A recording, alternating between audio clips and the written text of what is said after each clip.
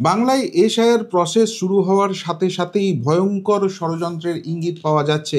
একদিকে যখন press conference করে এই রাজ্যের শাসক দল তৃণমূল কংগ্রেস ভয়ঙ্কর দাবি করছে যে 2002-এর এসআইআর তালিকা, অর্থাৎ যার বেসিসে এবারে 2025-এর এসআইআরে আপনার নাম থাকবে কি থাকবে না ডিপেন্ড করছে, সেই তালিকায় প্রাথমিকভাবে নাম থাকলেও বহু ভোটারের নাম গায়েব হয়ে যাচ্ছে। রাজ্যের বিভিন্ন বুথে নাকি এই ধরনের ঘটনা ঘটছে এবং এবং সবথেকে বড় কথা, বেছে বেছে নাকি হিন্দুদের নাম সেখান থেকে ভ্যানিশ হয়ে যাচ্ছে। এর পিছনে কি চক্র রয়েছে, এই কথা সামনে আসার পরই বহু মানুষ আতঙ্কিত হয়ে পড়েছেন এবং তাদের নাম শেষ পর্যন্ত 2002-এর তালিকায় আছে কিনা দেখার জন্য তারা হুড়োহুড়ি শুরু করেছেন এবং তার ফলে ইলেকশন কমিশনের ওয়েবসাইট যেটা রয়েছে সেটা ক্র্যাশ করে গেছে। দুটো কি নিছকই কাকতালীয়, নাকি কোথাও একটা এদের মধ্যে সমাপতন রয়েছে? এসআইআর প্রসেসকে ঘেঁটে দেওয়ার জন্য কোথাও গিয়ে একটা বৃহত্তর ষড়যন্ত্র রয়েছে, সেই প্রশ্নও কিন্তু উঠে যেতে শুরু করেছে।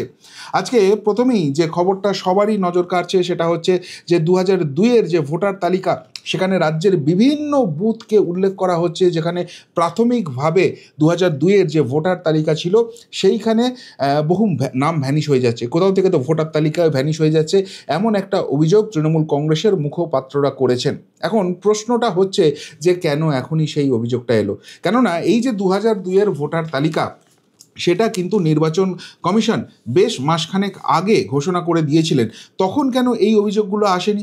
এখনই কেন নির্বাচন কমিশনের এসআইআর ঘোষণার পরে পরেই এই ছবিগুলো সামনে আসছে? 2 নম্বর যে প্রশ্নটা সকলকেই ভাবাতে শুরু করেছে সেটা হচ্ছে এই যে তালিকায় নাম তোলা বা এই নামগুলো বাদ যাওয়া, এই সমস্ত কাজ করেন কারা? তারা হচ্ছেন রাজ্য সরকারের কর্মচারী। যদিও তারা নির্বাচন কমিশনের অধীনে করেন কাজটা, কিন্তু আদতে তারা রাজ্য সরকার কর্মচারী। এখন এই রাজ্য সরকারি কর্মচারীদের উপর আমরা তো দেখেছি যে এই রাজ্যের মুখ্যমন্ত্রী মমতা বন্দ্যোপাধ্যায় খোদ হুঙ্কার ছেড়ে রেখেছেন যে এই 3টে মাস আপনারা থাকবেন নির্বাচন কমিশনের আন্ডারে, কিন্তু তারপর 5টা বছর কিন্তু আমাদের আন্ডারে কাজ করতে হবে। এবং সেই জায়গা থেকে তাদের কি কোনো রকম কোথাও ম্যানিপুলেশন হচ্ছে, এই প্রশ্নটা কিন্তু উঠে যেতে শুরু করে দিয়েছে। এবং সবথেকে গুরুত্বপূর্ণ, দেখুন, যদি দেখা যায় যে যে অভিযোগটা করা হচ্ছে যে বেছে বেছে হিন্দুদের নাম এইখান থেকে মুছে দেওয়া হচ্ছে 2002-এর তালিকা থেকে, কিন্তু যেটা জেনারেল কনসেপ্ট সেটা হচ্ছে হিন্দুরা ভোট দেন বিজেপিকে এবং সংখ্যালঘু যারা আছেন তারা বিজেপিকে ব্রাত্য করে রাখেন, এমনই তো একটা কনসেপ্ট আছে। সুতরাং হিন্দুদের নাম যদি এসআইআর প্রক্রিয়ায় মুছে দেওয়া হয়, তাহলে তাহলে কি আলটিমেটলি বিজেপির কোনো লাভ হবে? যেটা বারবার শাসক দলের তরফ থেকে প্রচার করার চেষ্টা করা হচ্ছে যে এই এসআইআর করলে এই এই রাজ্যের যারা মুসলিম রয়েছে, এই দেশের যারা মুসলিম রয়েছে তাদের নাম বাদ চলে যাবে, এমন সব একটা ভ্রান্ত ধারণা তো বিভিন্ন রকম সোশ্যাল মিডিয়ায় ছড়িয়ে দেওয়ার চেষ্টা করা হচ্ছে। তাহলে এই হিন্দুদের নাম মুছে দিয়ে আলটিমেটলি কার কি নাম হবে? এই সমস্ত প্রশ্ন যখন ভাবাচ্ছে, তখন মানুষ কিন্তু রীতিমতো আতঙ্কিত হয়ে পড়ছেন এবং হুড়মুড়িয়ে ঢুকে পড়লো 1 কোটি মানুষ। এশিয়ার ঘোষণার পরেই ক্র্যাশ করলো নির্বাচন কমিশনের ওয়েবসাইট, মাথায় হাত আমজনতার। না, মাথায় হাত পড়ার মতো কোনো রকম কোনো ঘটনা ঘটেনি। কোথাও যদি ভুল ত্রুটি হয়ে থাকে, নির্বাচন কমিশন সেটাকে কিন্তু সমাধান করার জন্য আপ্রাণ চেষ্টা করছে এবং একাধিক পদক্ষেপ কিন্তু ইতিমধ্যেই করে ফেলেছে, সেটা একটু পরে আসছি। দেখুন, এখানে দুটো জিনিস হতে পারে। এক এক সত্যি সত্যি প্রচুর মানুষ এখানে ঢুকে পড়েছে, একসঙ্গে একটা ওয়েবসাইটে প্রচুর মানুষ ঢুকে পড়লে সেই ওয়েবসাইটটা ক্র্যাশ করে যায় এবং তারপর সেটা রিকভার করতে কিছুটা সময় লাগে। কিন্তু আধুনিক যারা ওয়েব টেকনোলজির সঙ্গে যুক্ত আছে তারা জানেন, যেহেতু আমি এই টেকনোলজির সঙ্গে কাজ করেছি নিজে কম্পিউটার সায়েন্স ইঞ্জিনিয়ার হিসেবে, আমি জানি এখন কিন্তু পুরোটাই লোড ব্যালেন্সিংয়ের খেলা চলে। সুতরাং এত সহজে কিন্তু কোনো ওয়েবসাইট ক্র্যাশ করে না। লোড ব্যালেন্সিংয়ের খেলা মানে, ধরুন আপনাদের একটা সাধারণ উদাহরণ দিলে আপনারা বুঝতে পারবেন। এই যে বিভিন্ন ই কমার্স ওয়েবসাইট আছে না, তারা বিভিন্ন সময় বড় বড় ডিল দেয় এবং সেই সময় প্রচুর মানুষ ঢোকে, তখন তারা কিন্তু ওয়েবসাইটগুলো একটু ক্র্যাশ করে না, সেগুলো সুন্দরভাবে হ্যান্ডেল করে। কিভাবে করা হয়? একটা সোজা কথায় লোড ব্যালেন্সার রেখে দেওয়া হয়, একটা মিডিয়াম রেখে দেওয়া হয় যে ঠিক করে যে কতখানি ক্যাপাসিটি আছে।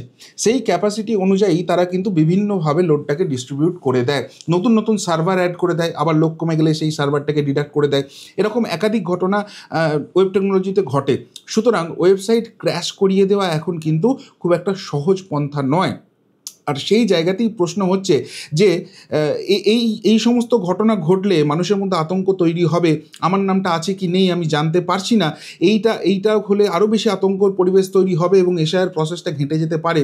সেই জন্য কি কোথাও গিয়ে একটা কিছু ষড়যন্ত্র কাজ করছে? এই প্রশ্নগুলো কিন্তু ঘোরাফেরা করতে শুরু করেছে। কিন্তু আপনাদের একটা কথা স্পষ্ট করে জানিয়ে রাখতে চাই যে এই যে এসআইআর প্রসেস আছে, এখানে নির্বাচন কমিশন স্পষ্টভাবে জানিয়ে দিয়েছে দুটি কথা।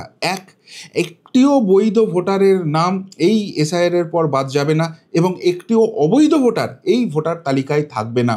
সুতরাং নির্বাচন কমিশনের উপর আমাদের আস্থা রাখতে হবে, আমাদের ইউনাইটেডলি কিন্তু কাজটা করতে হবে এবং ইউনাইটেডলি আমরা যদি নির্বাচন কমিশনের পাশে দাঁড়াতে পারি তাহলেই কিন্তু সফলভাবে এসআইআর হবে এবং স্বচ্ছ ভোটার তালিকা তৈরি হবে। এই ইউনাইটেডের কথা বললাম বলে আমার মনে পড়লো, আপনারা নিশ্চয়ই জানেন আগামীকাল কিন্তু national unity day, Sardar Vallabhbhai Patel তার 150তম জন্মবার্ষিকী এবং নরেন্দ্র মোদীজি প্রধানমন্ত্রী হওয়ার পর 2014 সাল থেকেই প্রত্যেক বছর 31শে ডিসেম্বর এই দিনটিকে কিন্তু ন্যাশনাল ইউনিটি ডে হিসেবে ঘোষণা করা হয়েছে এবং সেখানে সর্দার বল্লভভাইয়ের প্রতি আমরা আমাদের যে ভালোবাসা, আমাদের যে শ্রদ্ধা সেটা কিন্তু প্রত্যেক বছর দেখিয়ে আসি। যেহেতু এবছর 150 বছর, এটা আরও ব্যাপকভাবে করা হচ্ছে, কেননা আমরা সেই ছোটোবেলা থেকে পড়ে এসেছি বৈচিত্র্যের মধ্যে ঐক্য, আর সেই ঐক্য বাড়াবার সময় এসছে। আমাদের চারপাশে প্রতিবেশী দেশ থেকে অনেক রকম প্রবলেম আসছে, কিন্তু যদি ভারতবর্ষ ইউনাইটেড থাকে, সামগ্রিকভাবে ইউনাইটেড থাকে, তাহলে কিন্তু আমাদের শক্তিকে কেউই সেটাকে ছোট করতে পারবে না। আর সেই জায়গা থেকেই রান ফর ইউনিটি, দেশের বিভিন্ন জেলায় জেলায় এই ঘটনা কিন্তু আগামীকাল ঘটতে চলেছে। সারা ভারতবর্ষ ইউনাইটেড হবে, সর্দার বল্লভভাই প্যাটেলের দেখানো পথে আমরা আবার সেই একতা দেখাবো এবং লৌহ পুরুষের যে শক্তি আমাদের নতুন ভারতবর্ষ করতে সাহায্য করছে, নরেন্দ্র মোদী সরকার কিন্তু সেটাকে আরও ভালোভাবে গোটা ভারতবর্ষের মধ্যে ছড়িয়ে দিতে চাইছেন। কি হতে চলেছে কালকে, ছোট্ট একটা প্রোমো সেটার জন্য দেখে নিন। हमारी भाषाएं अलग हैं, त्योहारों परंपराओं की अपनी अपनी सुगंध है। यही विविधता भारत की आत्मा है। इस विविधता को एक सूत्र में पिरोया एक दूरदर्शी नेता सरदार वल्लभ भाई पटेल ने। आज उसी एकीकरण की भावना को आगे बढ़ाया है प्रधानमंत्री नरेंद्र मोदी ने। भारत सिर्फ एक भौगोलिक इकाई नहीं है, वो हमारी आत्मा का, हमारी आकांक्षाओं का अखंड हिस्सा है। सरदार पटेल की 150वीं जयंती पर आइए अपने जिले में हो रही रन फॉर यूनिटी में अधिक से अधिक संख्या में हिस्सा लें और एक भारत श्रेष्ठ भारत की भावना को और मजबूत बनाएं।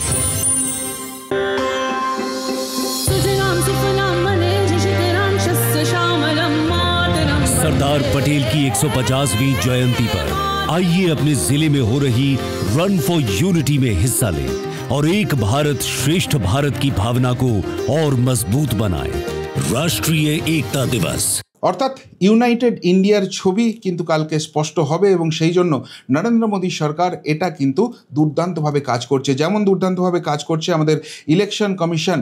এবং সেই জন্য মানুষ যাতে কোথাও গিয়ে আতঙ্কিত না হয়, কোথাও গিয়ে প্রবলেমে না পড়ে, সেই জন্য ভোটার তালিকায় কারচুপি রুখতে নয়া উদ্যোগ হেল্পলাইন চালু করলো নির্বাচন কমিশন। চারিদিকে মানুষের মধ্যে প্রচুর পরিমাণে বিভ্রান্তি রয়েছে।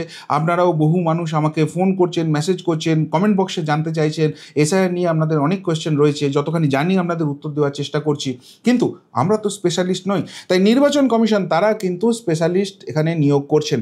আর তার পাশাপাশি একটা হেল্পলাইন নাম্বার তারা চালু করে দিচ্ছেন, যে নাম্বারটা হচ্ছে 1811-1950, অর্থাৎ 1800111950। প্রত্যেক দিন এই নাম্বারটা সকাল 8টা থেকে রাত্রি 8টা পর্যন্ত খোলা থাকবে এবং এসআইআর সংক্রান্ত আপনাদের যা কিছু প্রশ্ন আছে আপনারা কিন্তু এই নাম্বারে ফোন করে সেটা জানতে পারবেন, ফ্রি অফ কস্ট অবভিয়াসলি। এবং সেই জায়গা থেকে যারা থাকবেন তারা স্পেশালিস্ট আপনাদের মনের অন্ধকার এসআইআর নিয়ে তারা কিন্তু দূর করে দেবেন, সমস্ত তথ্য খুঁটিনাটি তারা সেখান থেকে দিয়ে দেবেন। এবং আগামী দিনে যখন এসআইআর প্রসেসটা অ্যাকচুয়াল স্টার্ট হবে, অর্থাৎ যখন ওই এনুমারেশন ফর্মটা দেওয়া শুরু হবে, তখন কিন্তু একটা স্পেশাল সহায়তা কেন্দ্র করা হবে, তার নাম্বার বা সমস্ত ডিটেলসও সেখানে দিয়ে দেওয়া হবে। সেইটার মাধ্যমে আপনারা কিন্তু যোগাযোগ করতে পারেন। কোথাও কেউ কোনো অসুবিধায় পড়লে সেখানে টিকিট রেজ করতে পারবেন এবং উইদিন 48 আওয়ার্স 48 ঘন্টার মধ্যে নির্বাচন কমিশন কিন্তু সেটা সলভ করবে। ধরুন আপনার বাড়িতে বিএলও আসেনি, বিএলওকে আপনি যোগাযোগ করার চেষ্টা করছেন কিন্তু তাকে যোগাযোগ করতে পারছেন না, আপনি যদি এখানে রেজ করেন 48 ঘন্টার মধ্যে সেই প্রবলেম সলভ হবে। এবং মাথায় রাখবেন, এটা শুধু বিএলও কাজ করছে না, এর পিছনে সামগ্রিকভাবে ইলেকশন কমিশনের ইকোসিস্টেম কাজ করবে। বিএলওর মাথায় তাদের যারা অবজারভার আছে তাদের কাছে নোটিফিকেশান যাবে যে এই বিএলও এখানে পৌঁছয়নি, সেখান থেকে কোনো সলিউশন না হলে তার মাথায় যিনি এইআরও আছেন তার কাছে চলে যাবে, এইআরওর থেকে সমস্যার সমাধান না হলে ইআরও হবে, ইআরও না হলে সিও হবে, মানে একদম টপ লেভেল অবধি পুরোটা মনিটর্ড হবে। 48 ঘন্টার মধ্যে যে কোনো সমস্যার সমাধান করার জন্য এই প্রসেস কিন্তু ইলেকশন কমিশন শুরু করছে। অর্থাৎ বারবার যেটা একটা অপপ্রচার করার চেষ্টা করা হচ্ছে যে ইলেকশন কমিশন কোনো একটি রাজনৈতিক দলের অনুপ্রেরণায় এই কাজটা করছে মানুষকে বিপদে ফেলার জন্য, যারা বিজেপিকে ভোট দেন না তাদের নাম কেটে দেওয়ার জন্য, না, এরকম কোনো ব্যাপার নয়। এখানে ইলেকশন কমিশন যে মোটো নিয়ে কাজ করছে সেটা তারা প্রথম দিনেই স্পষ্ট করে দিয়েছে, সেটা হচ্ছে যে কোনো স্বচ্ছ ভোটার তার নাম কিছুতেই তালিকা থেকে বাদ যাবে না। এতদিন যদি তারা ভোটার তালিকায় নাম তুলতে না পারেন কোনো কারচুপির জন্য, সেই জায়গা থেকেও কিন্তু তাদেরকে সুরাহা দেওয়া হবে, তাদের নাম তোলা হবে। অথচ যারা অবৈধ ভোটার, মৃত ভোটার, ডুপ্লিকেট ভোটার, যাদের অস্তিত্ব নেই, যারা ইল্লিগাল ভারতীয় নয়, তাদের নাম কিন্তু এই তালিকা থেকে কেটে বাদ দেওয়া হবে। এবং এই প্রসেসে ইলেকশন কমিশন যেভাবে কাজ করছে, হ্যাটস অফ টু দেম। এবং আমাদেরও কিন্তু ইলেকশন কমিশনের পাশে দাঁড়াতে হবে। রাজনৈতিক লোকেরা রাজনীতি করার জন্য, রাজনীতির রুটি শেখার জন্য, তারা প্রভাবিত করার জন্য অনেক রকম কথা বলতে পারেন, কিন্তু আমাদের মাথায় রাখতে হবে ইলেকশন কমিশন একটা সাংবিধানিক বডি এবং তারাই কিন্তু সংবিধান স্বীকৃত জায়গা থেকে আমাদের জন্য এই স্বচ্ছ ভোটার তালিকা তৈরি করতে পারেন। সুতরাং যারা রাজনীতির রুটি সেঁকছেন তাদের কথায় প্রভাবিত না হয়ে, আতঙ্কিত না হয়ে নির্বাচন কমিশন যে পথটা দেখাচ্ছেন সেই পথে এগোন, ইউনাইটেড থাকুন এবং সত্যিকারের স্বচ্ছ একটা ভোটার তালিকা তৈরি করতে এবং সেই স্বচ্ছ ভোটার তালিকার বেসিসে আমাদের জনপ্রতিনিধি বাছার আগামী দিনের পথ সুগম করতে অবশ্যই সাহায্য করুন। কি বলবেন? এই যে অভিযোগ আসছে শাসক দলের তরফ থেকে, এই যে ওয়েবসাইট ক্র্যাশ করে যাচ্ছে এবং তার পাশাপাশি সেটাকে ঠিক করার চেষ্টা তো চলছেই, এই যে হেল্পলাইন তৈরি করে দিয়ে মানুষকে আতঙ্কের জায়গা থেকে বার করে নিয়ে আসার যে আপ্রাণ চেষ্টা নির্বাচন কমিশন করছে, সেই নিয়ে যদি কিছু বলার থেকে অবশ্যই কমেন্ট বক্সে কমেন্ট করে জানাবেন। এমনটার মতো এখানেই শেষ করলাম, ফেরত আসছি নতুন প্রতিবেদন নিয়ে খুব তাড়াতাড়ি। ভালো থাকবেন, সাথে থাকবেন, পাশে থাকবেন। নমস্কার।